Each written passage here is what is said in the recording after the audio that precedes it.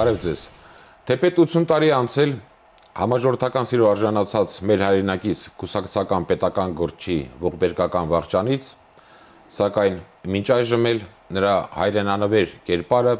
վառ է մնացել մեր ժողովրդի հիշողության մեջ։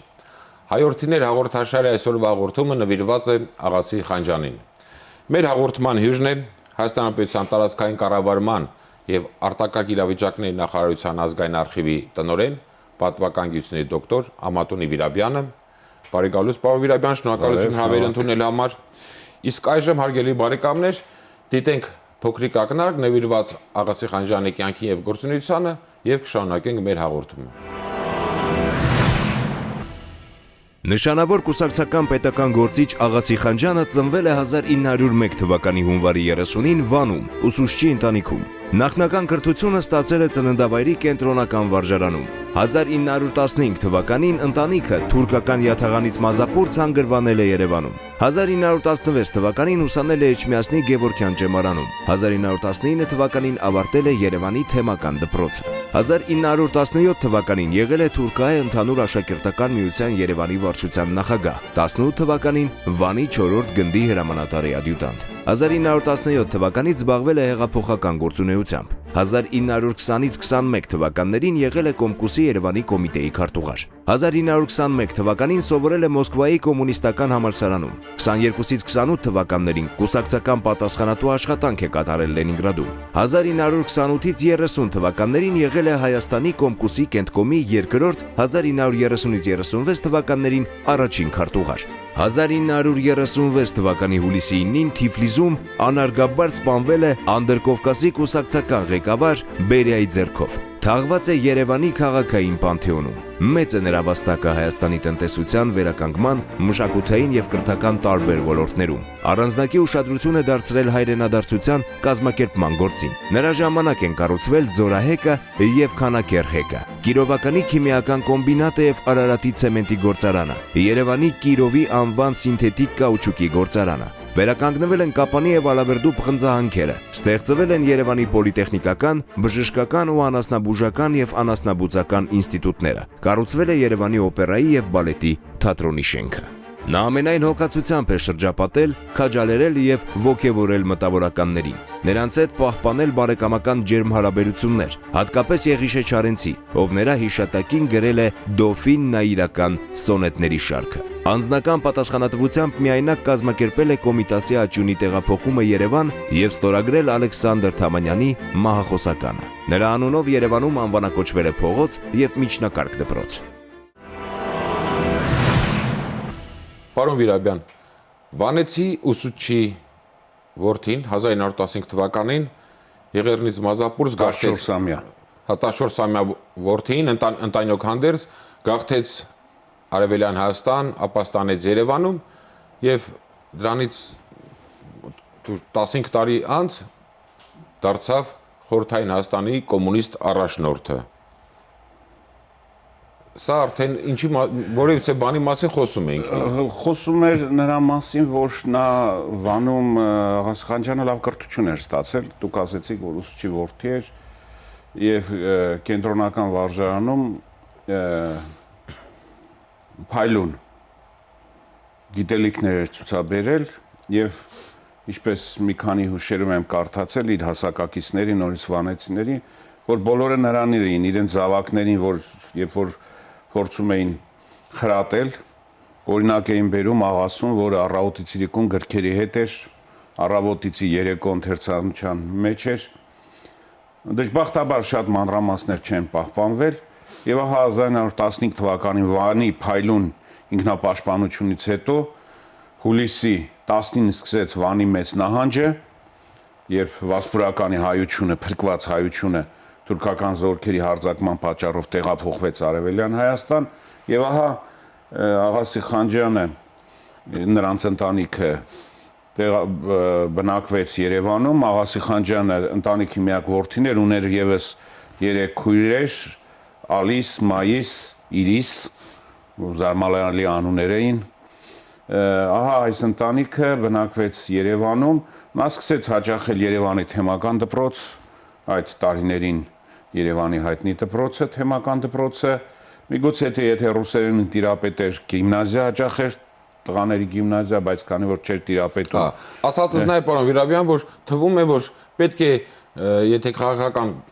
ոլորտ էր մտնում, մեր հայկական ազգային քաղաքական որևիցե կուսակցության կամ կազմակերպության հարեր այդ ուղղությամբ գնար։ Բայց նա դարձավ կոմունիստ եւ կոմունիստական առաջնորդ։ Ես ուսումնասիրել եմ ժամանակաշրջանն, ասեմ, որ նաեւ սովորել է Գևորգյան ճեմարանում, էլի հոգեվոր ճեմարաներ վերջին հաշվով։ Հետո 1918 թվականին եղել է Վանի գնդում գրագիր Սարդարաբադի ճակատամարտի օրերին, փաստեր չունեն, որ նա ճակատամարտին մասնակցել է, բայց որ եղել է գրագիր, շատ վկայական էր, որ իր ձեռքով են գրված Վանի գնդի զինվորներին տրված, Աղասի Խանջյանն է ստորագրված, եւ ահա հոկտեմբերյան այդ հեղաշրջումից կամ հեղափոխությունից հետո երկու բառնել օգտագործում ենք, սոցիալիզմի գաղափարները սկսեցին շատ արագ տարածվել, որտեվ այն գաղափարները, որ հռչակվում էին, դրանք կարծես համամարտկային էին, հավասարություն, ազատություն, այս գաղափարների շուրջը գաղափարները կարողացան դեպի իրենց գրավել շատ երիտասարդների։ Դրանցից մեկն էլ Աղասի Խանջյանն էր, ինչպես գիտեք, 1915 թվականին ուսդի ստեղծեցին երիտասարդական կոմունիստական կազմակերպություն Ղուկաս Ղուկասյանի հետ Սպարտակ անունով, Սպարտակներ Երևի այդ սոցիալիզմի գաղափարի միջոցով էր նա ձգտում իր ազգային գաղափարները իրականություն դարձնել։ Եվ ասեմ, որ նա շատ արագ աճեց, եւ ընդհանրապես այդ տարիներին շատ արագ էին աճում։ Փաստորեն 1920 թվականին 10 տարեկան հասակում նա արդեն ճանաչված կոմունիստ էր։ Ճանաչված կոմունիստ էր, ճիշտ է, ձերբակալվեց 1920 թվականին, գտնվում էր Սևանի կղզում էր բանտարկված, այնտեղ էին բանտարկյալները։ Այսինքն երիտասարդ գործիչների համար աչքի ընկնելու, իրենց դրսևորելու, առաջ գնալու ժամանակաշրջան է։ Ժամանակներում երիտասարդները շատ արագ են հասունանում եւ կարող եմ շատ օրինակներ բերել։ 19 թվականին արդեն ճանաչված կոմունիստ էր եւ երբ որ ստեղծեց Հայաստանի կոմունիստական կուսակցությունը, կենտրոնական կոմիտեի կազմում ընտրվեց Աղասի Խանջյանը, ընկեր Աղասի էին նրան անվանում, 19 տարեկան էր ընդամենը, երբ հաղթանակեց Հայաստանում խորհրդային իշխանությունը հաստատվեց կամ հաղթանակեց, ինչ ասես կարող ենք ասել, ժամանակին հաղթանակել բառը ենք օգտագործում, այսօր հաստատվեց, նա ընտրվեց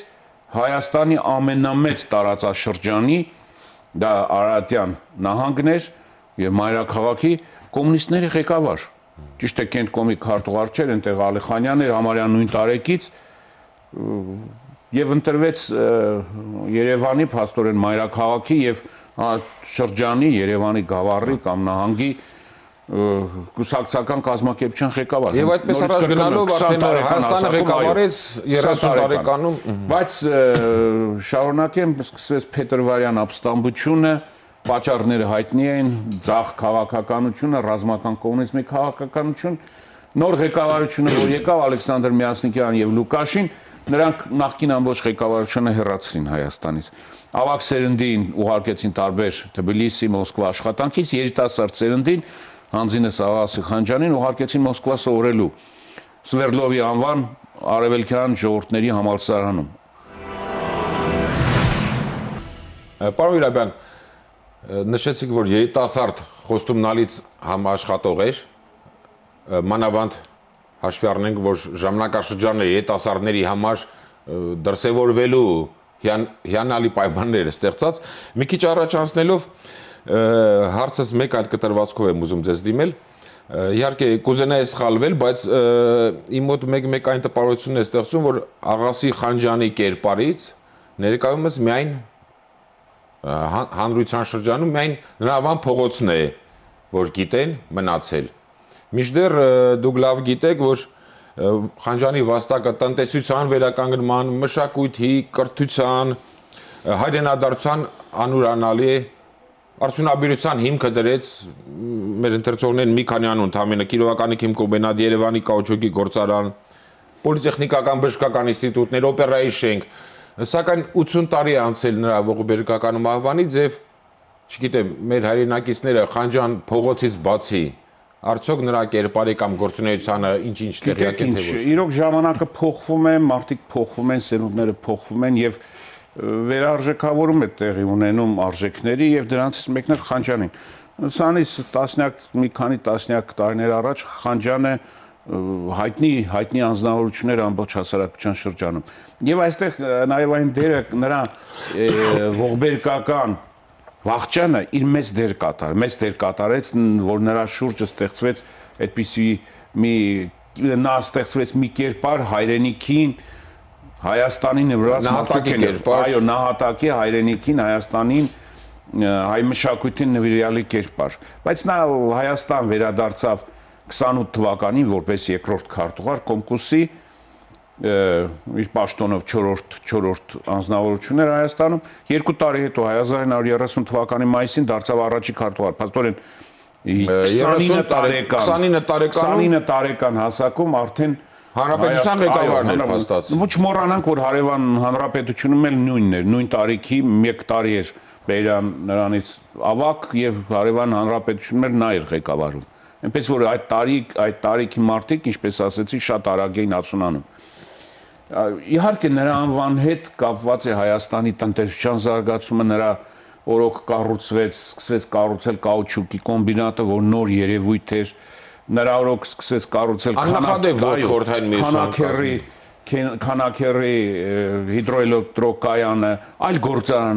գործարաններ, չմոռանանք, որ նրա օրոք Հայաստանում 30 թվականի, երբ որ նա ստեղծեց Հայաստան ղեկավարությունը, կար ընդամենը 2 բարձրագույն ուսումնական հաստատություն, դա համալսարաններ եւ կոնսերվատորիան։ Նրա օրոք էր, որ համալսարանի հիման վրա, նրանց ֆակուլտետների հիման վրա ստեղծվեցին ինքնուրույն բարձրագույն ուսումնական հաստատություններ, ասած բավական ցանց ստեղծվեց։ Հայաստան մոտ 10-12 բուհեր ստեղծվեցին 1930-31 թվականին։ Ծաղկում ապրեց մշակույթը, գրողների մի սերունդ չարենց, Բակունց, Թոթովենց, իհարկե դժվար ժամանակաշրջան, քաղաքական պայքարի, գրական պայքարի, կոմպոզիտորներ, նկարիչներ, Սարյան, մյուսները, իրոք սերունդ մի մշակույթի, այսպես կարելի է անվանել, չգիտեմ, ոսկե դար, արծաթե դար 20-30-ական թվականները, բայց բոլորին կամ մեծ մասին նա հովանավորում էր, չէ։ Հովանավորում էր, իհարկե, պայքարում էր։ Մենք ես ուզում եմ մի օրինակ բերել Կոմիտասի աճույնի տեղափոխումը։ Ինքը հանձնարարություն էր ստացել Բերիայից, Անդրերկոմից երբեք Կոմիտասի աճույնը չտեղափոխել Հայաստան։ Բայց նրանք կարողացան ինտրիգ ստեղծել, որ իբրև արդեն նավը դուրս է եկել եւ նավի վրա է այդ աճյունը եւ հնարավոր չի։ Սակայն այդ հանգամանքն էլ մեն Խանջանի անձով էր կյանքում, այո, նրա կյանքում բացական նրա շնորհիվ տեղի ունեցավ։ Այո, նրա շնորհիվ, որ նա Կոմիտասի աճյունը տեղափոխվեց, բայց դժբախտաբար Անդրանիկին հնարավոր չեղավ տեղափոխվել, այն միայն նրա սուրը բերվեց եւ հանձնվեց պատմության թանգարանին։ Ու այսպեսին էր։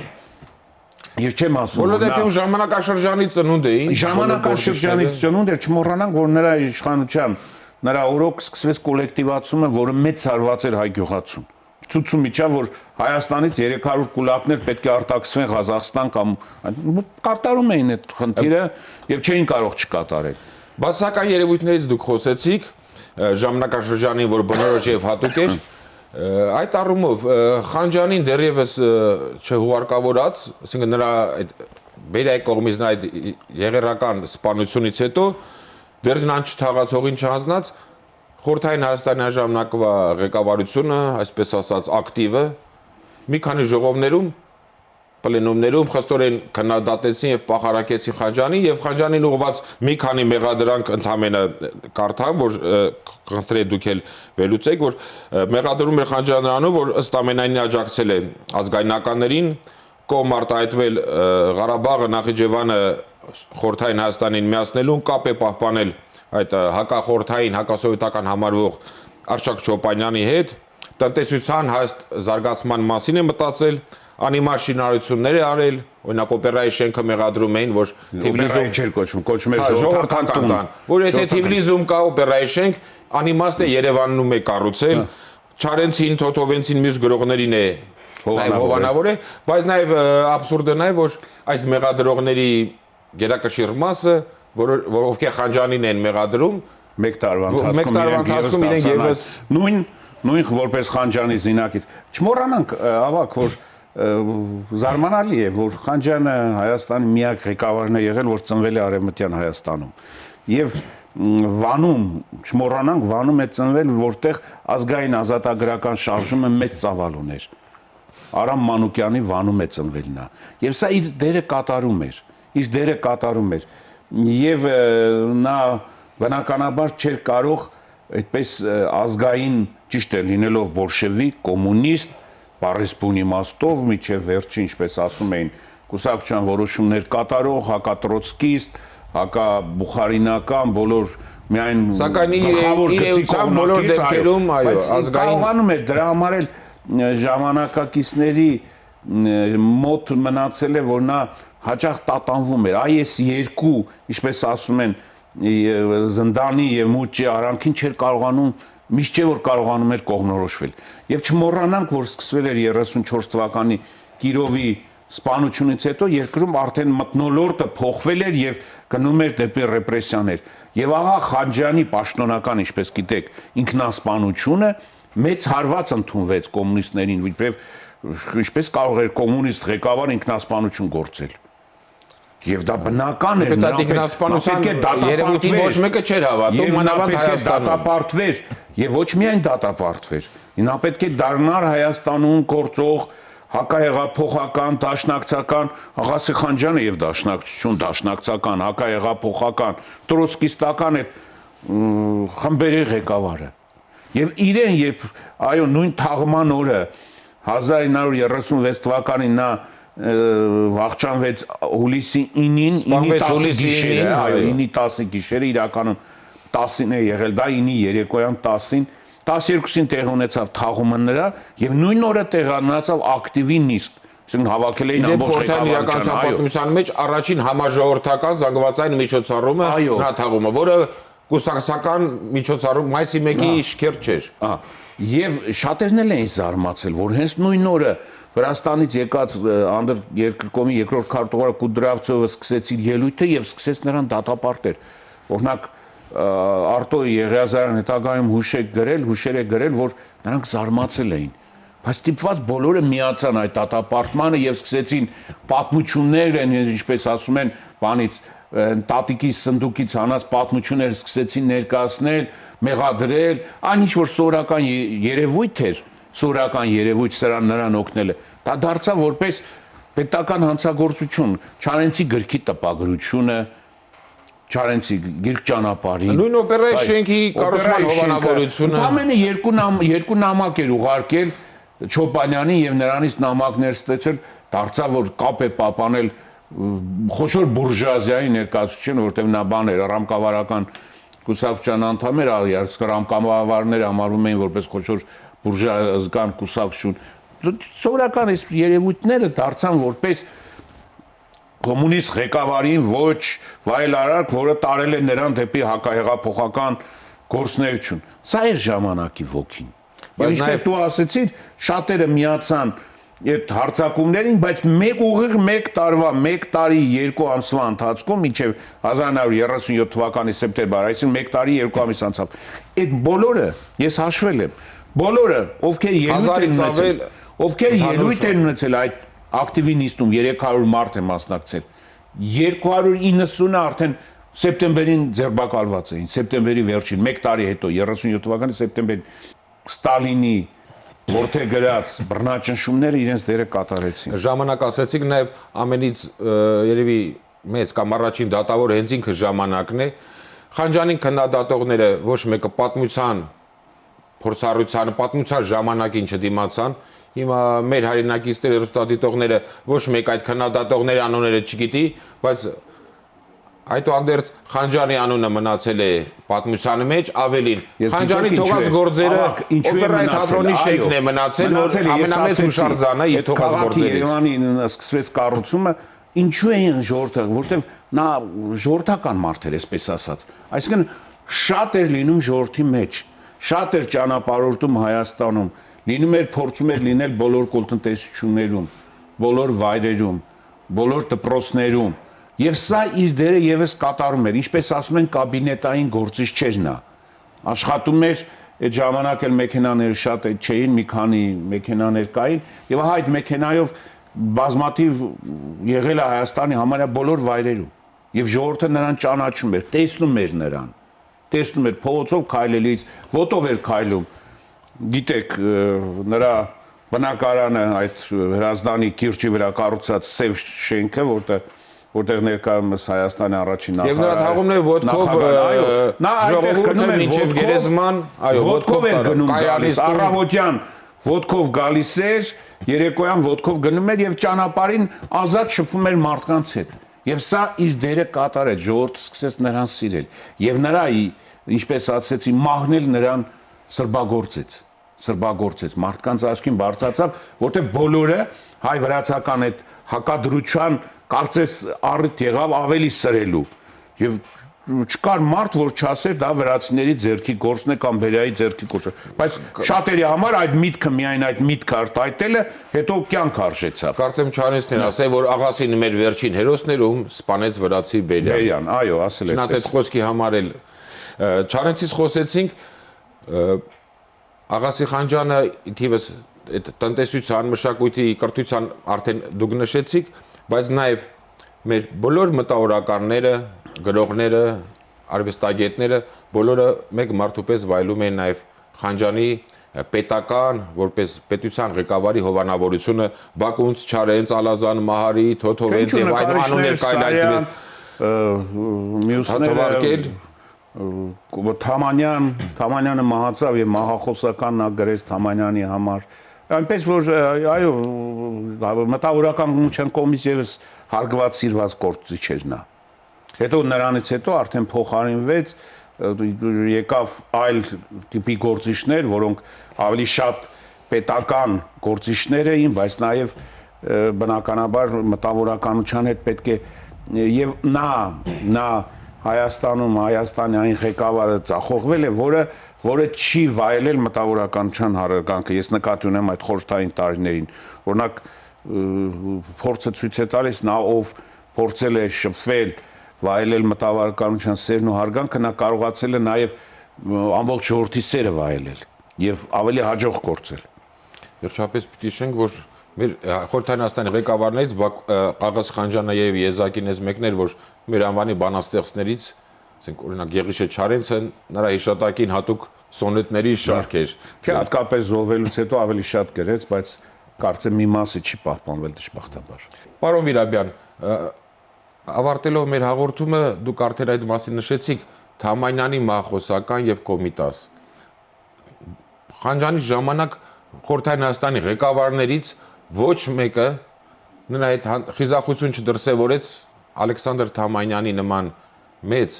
հայորդու մահխոսականը ստորագրել, վերջում Խանջյանը միայնակ ստորագրեց, քանի որ Թամանյանը համարվում էր ազգայնական, հակախորհրդային օպերացիա կառուցելու համար, Կոմիտասի աճյունի հայրենադարձան մասին ասեցիք, նույն ձևել բացի Խանջյանից բոլորը դեմ էին Կոմիտասին հայրենադարձելու համար։ Դա համոզված եմ, որ նաև ինքնին Այս վկայությունը Խանջյանի հայրենասեր լինելու մասին։ Փորձեցի ներկայացնել, որ նա Արևմտյան Հայաստանում էր դաստիարակվել, որտեղ ազատագրական ոգին, ազգային ազատագրական ոգին բնակչության մեջ ավելի բարձր էր, քան Արևելյան Հայաստանը, որտեղ շեշտը ավելի շատ սոցիալական խնդրի վրա էր տրվում։ Եվ նա դրա կրողն էր Հայաստանում, կրողն էր։ Սա չպետք է երբեք մոռանանք։ Շնորհակալություն պարոն Վիրաբյան, եւս մեկ անգամ մեր հաղորդմանը մասնակցելու պատրաստակամության համար։ Հարգելի բարեկամներ, հաղորդումը կցանկանա եզրափակել Աղասի Խանջյանի մասին մեր անվանի մտավորականներից Արշակ Չոպանյանի